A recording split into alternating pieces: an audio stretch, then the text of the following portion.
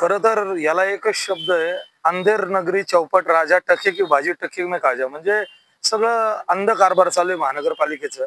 खरं तर ही प्रभाग रचना करतानाच ही चुकीची झालती. बरं तुम्ही केली, सगळं झालं. परत त्या प्रभाग रचनेला बदल करायचं.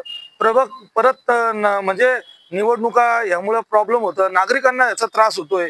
महानगरपालिकेवर कोणाचं अंकुश राहिलेलं नाहीये. नगरसेवक जर आता पालिकेची निवडणूक लवकरात लवकर झाली, तर नागरिकांना नगरसेवकांपर्यंत पोहोचून त्यांचे काम करता येतात. आता कसलं राहिलंय सगळीकडे नगर शहरात म्हणजे कचऱ्याचा विषय असो किंवा कोणताही विषय असो ते पालिकेसमोर मांडू शकत नाही.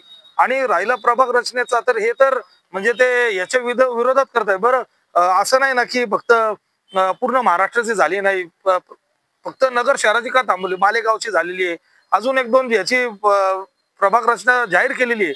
फक्त नगर शहरालाच का वेठीस धरलंय हे तर ते आयुक्तच सांगू शकतात किंवा सत्ताधारी सांगू शकतात.